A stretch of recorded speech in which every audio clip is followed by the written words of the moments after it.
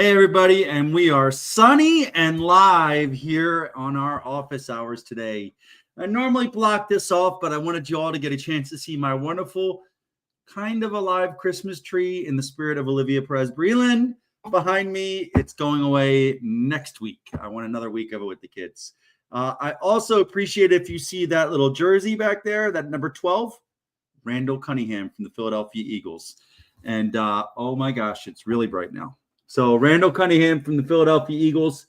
And I just want to say, fly, Eagles, fly. So let me get this lighting down here a little bit. There we go. All right. Well, we're going to deal with it today. So thanks for joining us all today. We have Olivia here running the show. Olivia, how are you doing? I'm doing good. Don't worry about the lighting, Mike. You look great. And I think we are all very curious to see when that Christmas tree will come down. And today is officially the last day you can say Happy New Year. So Happy New Year. Oh, Happy New Year, everyone. So Fairfax County, where I live, said they'll pick up Christmas trees through the 22nd. So plenty of time. Holding on. So I like having it behind me. But for the Eagles, hey, we're playing the Rams this week. Sunday at 3:00. And so I'm just going to say fly, Eagles, fly. I'm excited to see it. Hopefully we've got a great team and we're going to win that game. But for today's episode, first thing, if you are rooting for the Eagles, please comment and let us know that you're an Eagles fan. If you are not rooting for the Eagles, don't say anything. And if you are a Cowboys fan, let us know what time you and your team will be watching the playoffs this weekend. Wink, wink. So, I'd like to offer that this episode is, I'd like to call it our Defense Logistics Agency finance team. DLA Finance has a bunch of great roles that enable you to continue staying engaged in the fight. So when you're working with the Defense Logistics Agency finance team, not only do you have a great mission, you're aligned to support the warfighter, they're looking for people in business analyst roles, financial liaison, financial analyst, accountant, and accountant systems roles. The accounting roles are the only ones that require a degree and 24 hours of either accounting or 18 hours of accounting and 6 hours of business law. The other ones are open and flexible depending on your requirements and your experience. And so these are government civilian roles. So they want us to find and connect them to great military veteran and military spouse talent to work on site in locations like Fort Belvoir, Philadelphia area, Columbus, Ohio, Richmond, Virginia, and a very, very small piece that has accounts receivable experience in San Antonio. So if those all align with you, please go to hiremilitary.us, find the appropriate roles, read what's entailed in that role, and then apply online with a tailored resume. We will provide your resumes directly to the POCs at DLA Finance. They're doing interviews, and their intent is to use direct hire authority or rapid hire authority to bring you on outside of the normal apply through USA Jobs branch. I'm really excited to be a part of this innovative opportunity for our community. So if you're interested, you can comment as well. Vanessa, we did not, obviously you don't listen to, and Olivia's smiling because she didn't need to put that up. I will always be a fan of Andy Reid, as he was an Eagles coach first, and he visited me in Afghanistan in 2010. I had dinner with him on Bagram. But I am 100% against the Chiefs this year. I do not. That's the one team I don't want to win. So we don't need you to have 3 in a row. It's been kind of shady as it is. So, but thank you for commenting. Fly, Eagles, fly. All right, let's get to some of these topics.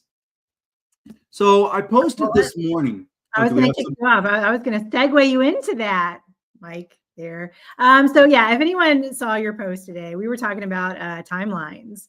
Yeah. We're very curious to know, what is the typical timeline for the job search process, from application to interview to offer? What does that timeline typically look like?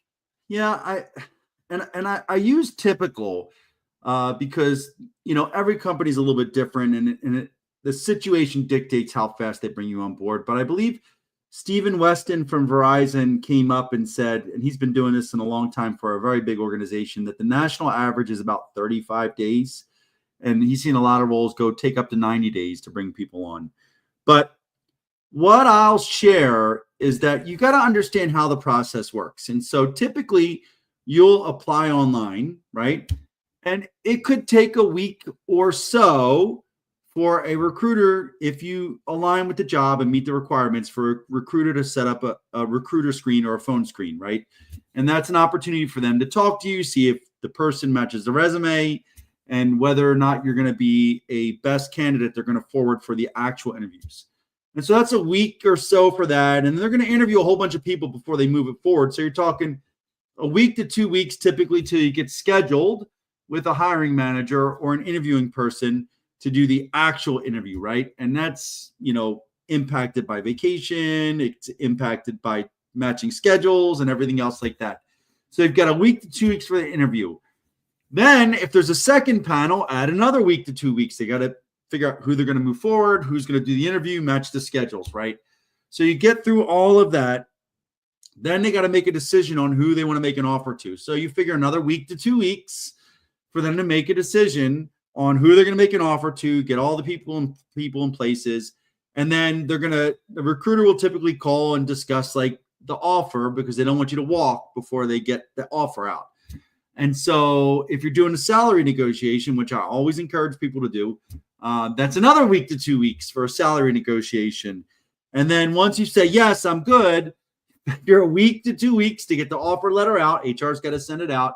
You're going to take a few days to review it, check all the benefits, make sure everything's in there, go back to them and return it signed. So that's another week to 2 weeks.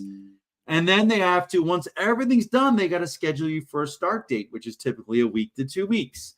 And so, typically I'll say it's about 6 weeks or more from the day you apply online, if all goes well, to the day you start. And there's a lot of other factors in there. So let's say somebody goes on PTO in the process. Like, it's not like they just send it to the next team. A lot of times it just stops until they get back. What happens if there's like a hiring freeze? What happens if there's contract issues? What happens if they're interviewing for a role that doesn't have a contract yet? It's a contingent offer. These things all factor in and make it longer.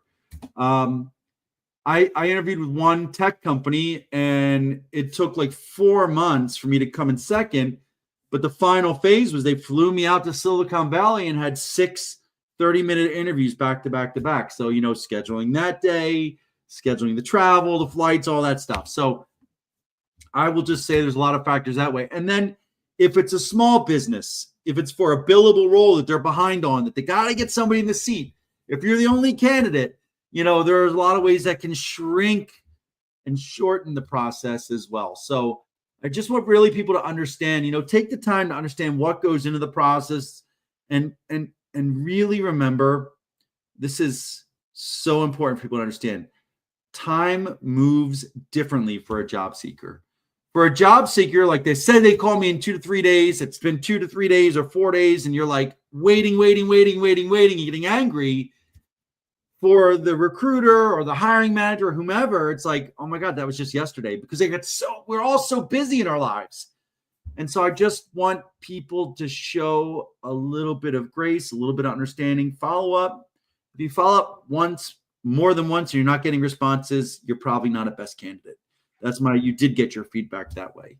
So I've got a great question here. Speaking of timeline. April, can I apply now? So my typical timeline for applications, and so this is where it gets interesting. The hiring window for most companies is 2 to 3 months from the day you can start, right? So in the Big Four, it took me about 3 months, 1 month, and that's from when partners sent me the job that they already decided they wanted to hire me for.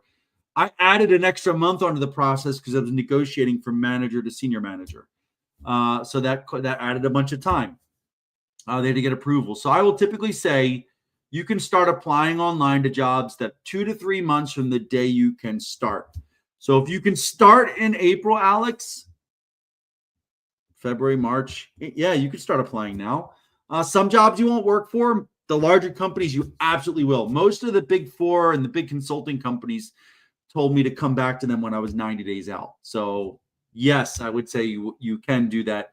If you're going to be on terminal leave prior to that and you want to start earlier, you absolutely could start. Okay, great. Thanks for that. We have another topic that you wanted to discuss. I think that really important for our community, I would say. Yes. A reminder, if you will, to please register for VA healthcare. Tell us why that's so important, Mike. Yeah, I'm a military retiree, so I have TRICARE Prime for me and my kids. And, I have a military treatment facility 5 minutes away that has an urgent care that I can go into, that I can get my kids in. They can see their doctors pretty quick. And so it's been okay. It cost me like $700 a year or whatever, which is like one of the best retirement. Like if you tell anybody in the private sector you get healthcare with limited copays for your entire family for $700 a year, they might like punch you and say like, how do I join? I'm joking, but I'm not joking. So I think I got caught up in the I don't want to say drama, but the negativity surrounding VA healthcare, from about 10 plus years ago. And so I never, even though I'm a disabled veteran, I never registered for VA healthcare. I thought I was fine with TRICARE, and I'm okay with TRICARE. But what I realized was that I was paying copays for all my CPAP stuff. So like sleep doctor visit money, they were sending me stuff and charging me for sending me all the supplies and everything else like that. And then TRICARE wouldn't get me new inserts for my feet. I used to get custom inserts while I was in because my feet are so bad. I jacked them up, and they wouldn't do that. And so I couldn't get chiropractic care under TRICARE Prime where I'm at. So I decided last year, actually about a year and a half ago, and you can go back and look at my post, I think it was like November of 2023. I was like, you know what? I'm going to see what's in this VA healthcare. And I Googled online, and I kid you not, less than 5 minutes to sign up. I logged in to the VA system. I think I used IDME to do it. I was like that. And I clicked through. I didn't have to upload anything because they have the systems now where the VA and the military healthcare system all get access to your medical records. So I was registered within 5 minutes. There's a block I clicked to say, have someone call me within a week to schedule my first appointment. I picked which facility I wanted to be a part of. They called me 7 days later and said, we want to set up your appointment. It was like 2 or 3 months out. I'm like, hey, is there any way you can check and see if someone canceled? They're like, there is a cancellation in here. We'll get you in about 3 weeks. And so I went to my PCM. Still a little hesitant, but like, I'm going to go. I went to my PCM, and the first thing she did was say, like, what? Like everyone greeted me with smiles. And the first thing she did was handed me her card, phone number, email, contact information, and said, hey, I'm your PCM. If you need anything, you can just call or email me. Boom. And she's still my PCM almost a year and a half later. So that was amazing for me. She went through all my medical stuff, asked questions. We discussed everything. As most veterans, I got some back issues. Put me in for a referral. She said there's a chiropractic clinic at the DC Medical Center. And I said, well, that's an hour plus each way from my house.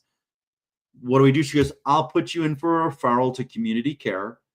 And community care called me and found me a local provider 10 minutes or so from my house where I get chiropractic and acupuncture, no copay, covered. And I will tell you, it was life-changing for me. And I will say, Milani, you don't even have to show up at the eligibility office. You literally can Google register for VA healthcare and do it all online in less than 5 minutes.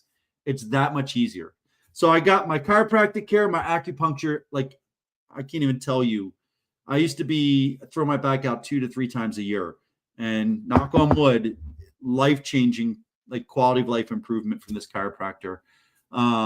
They had all my CPAP moved over to the VA system.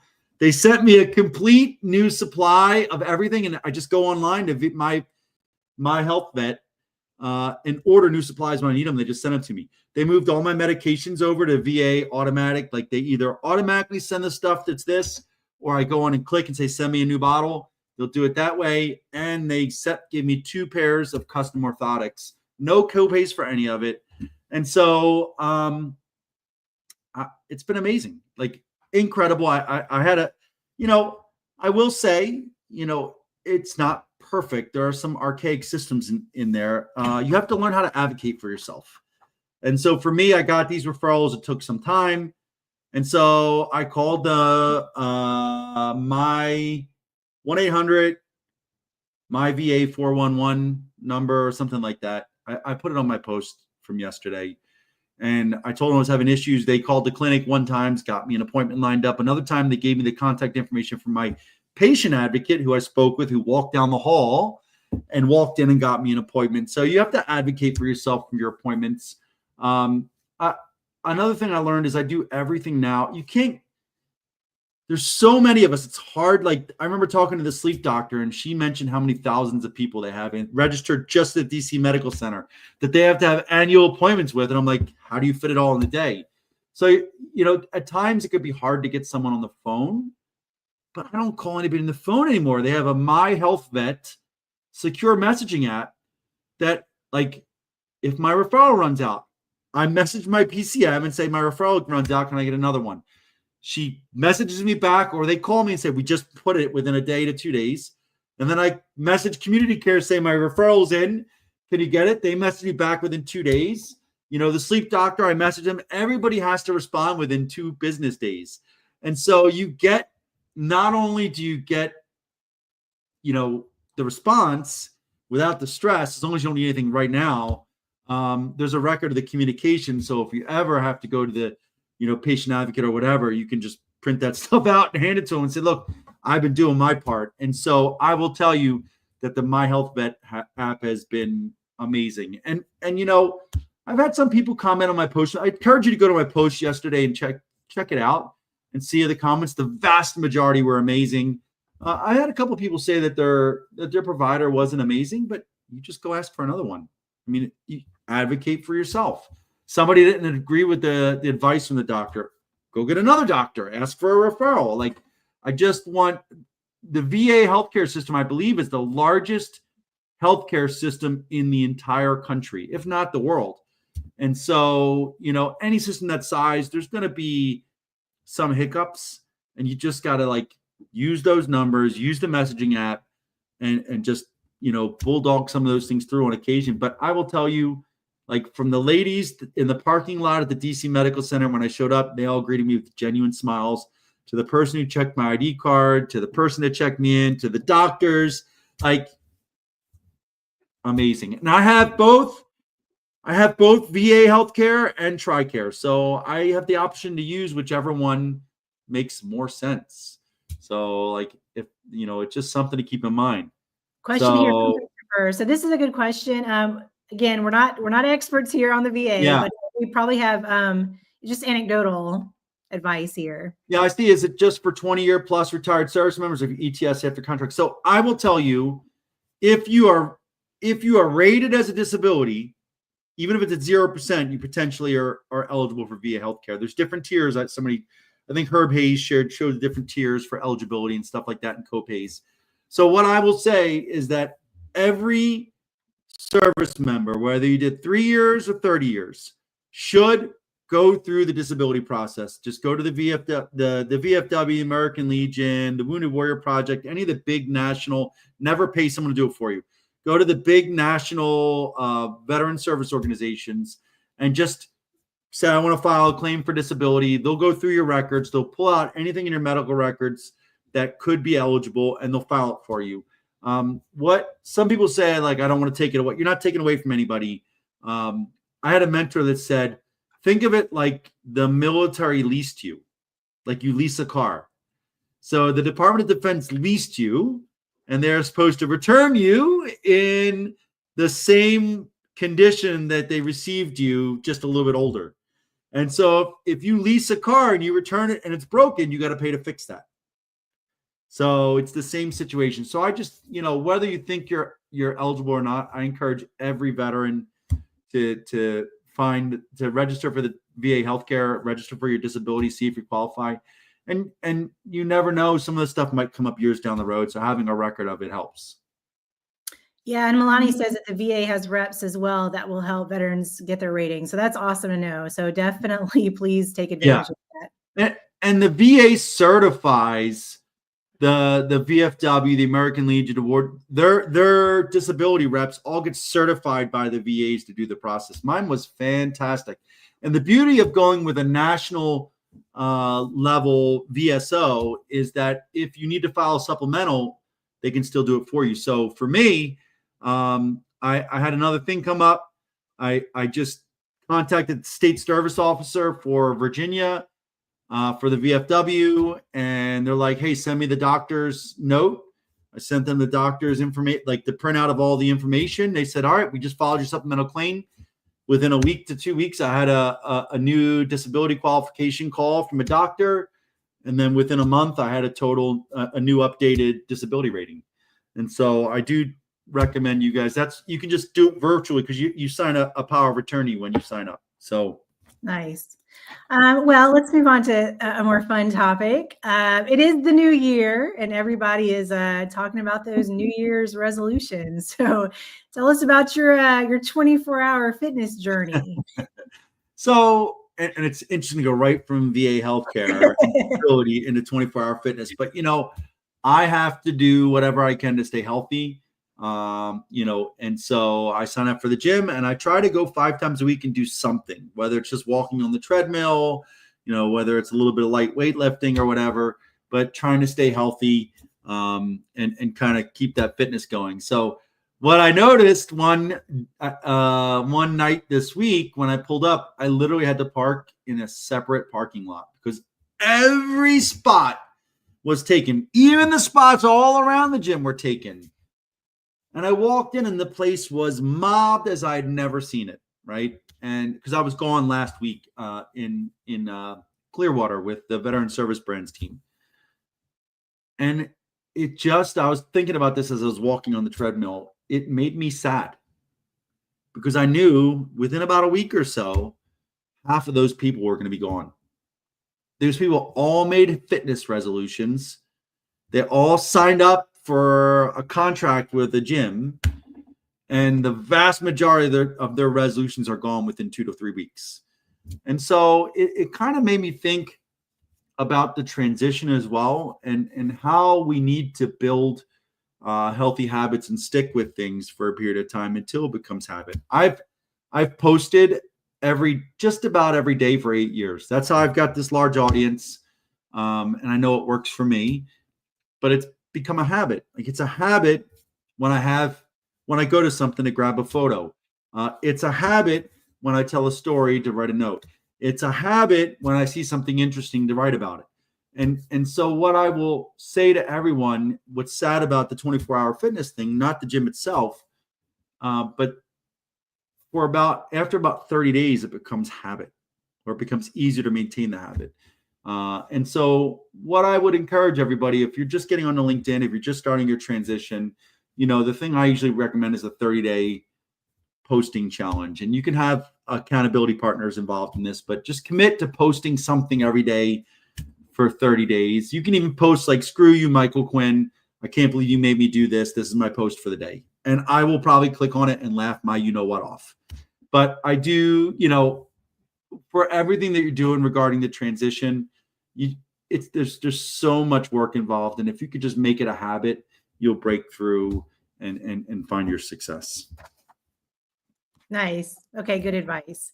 Let's talk a little more about the transition and military experience, especially. Now, this could be kind of a tough subject for some, but when it comes to military experience, I know that I'm paraphrasing here, but you've almost said military experience doesn't matter, but relevant experience matters. So you're not paraphrasing everything. That's exactly what I said. It hurts, right? It hurts. It hurts. So military experience doesn't matter. Relevant experience to that job matters. Now, Military experience gets you access to veteran hiring, goals. It gets you to veteran recruiters. It gives you the ability to connect with veterans out there, and it gives you a lot of cool stories for happy hour. But just like capturing all your experience on a resume and saying here doesn't really help. And so what does matter is relevant experience. And this is what I mean. You have to take the time to go out and identify what people in different jobs actually do, where they spend their time, what they're spending their time on, their biggest challenges, their biggest successes, the metrics they track, what their boss's priorities are. And if you do this with 5, 7, 10 people in a single job, you know exactly what they do, what their problems are, and how to solve them. And then you can look into your background and find times that you have done that. And if you put that on a resume, if you talk to that in an interview, you will be a best candidate. And if you find that you don't have it, right, you either can go get it, or you have to really focus on networking and getting to know people that are going to see that you are a high performer. High performers are typically 400% more productive than an average employee, and they will hire you just and accept a little bit of risk because they know you're going to be a rock star that knocks it out of the park. But I just don't want, a lot of people are like, well, they don't hire veterans. I'm like, you're right. They're hiring people for this job. They're going to take the best candidate. And so you've got to make yourself a best candidate. I'm not going to hire someone that's a veteran over someone that's a better candidate to do the job. Like, I hate to say it. Sometimes that better candidate is another veteran. Sometimes that better candidate is a military spouse, right? But sometimes they're neither. We're always looking for the best candidate, the high performer to join our team. And so if you focus, instead of just saying you're a veteran first, and instead focus on the relevant experience you have to that role, the impact you've had, the accomplishments, and how you already can solve their problems, you'll be in a much better place to find your success. Nice. Milani says, dang it, seems like you're calling me out, Mike. I will create a 30-day goal for LinkedIn. I need to do better with my comments. Just tell Milani, what I will say is you need an accountability partner. So add Vish to make him accountable to post for 30 days. So for those who don't know, Milani is the social media energy child for veteran service brands. She's amazing. The VSB brand is amazing. Veteran Service Brands is a group of about really close to 100 franchises that are all franchise partners have to be veterans. And so we spent last week with them in Clearwater, and I'll tell you, it was just so amazing to spend 4 or 5 days with a group of incredible veteran entrepreneurs that are finding their success. So there are different paths for everybody. You can always reach out to Milani if you want to hear more about what she does down in the Tampa area. And we have opportunities for VSB listed on our page as well. So I've got one more, Olivia. One more and 1 minute to go. A little contentious for some people, but I just want to get it done. And it's alignment with military experience. We talk about relevant experience. And so what I just want to share is when you look at LinkedIn in general, right? The first glance, we get your picture, your name, and your headline, right? That headline are the first words you say to us. They are your professional identity at a glance, right? And so if we're going to click more, it's based on what's there. We don't see all the rest of your profile unless we click more. So I will say that your headline is what you are projecting as your professional identity. Now, what I have to share is just changing your headline to say a random job title does not make it so. And so your headline needs to match the about section and the experience section. And so what I mean by that is if you're going to say you're an HR professional in your headline, if I read your about section, I should see something focused on HR. If I go down to the experience section, I should see HR focused roles that show you have the experience to do that. And where I see most people kind of fail, and I use that word lightly, but they are not as successful, is they just change their headline and they see suddenly like, oh, I'm a project and program manager, or oh, I'm an HR director, or oh, I'm an operations expert, or whatever. And then you look at your profile and you're like, no, you're not. Like that's what you want to be, but I don't see that here. And you force us to go look for it. Or even worse, you say you're an HR person and your about section says you're operations and your experience says you're a project manager, which means you're confused.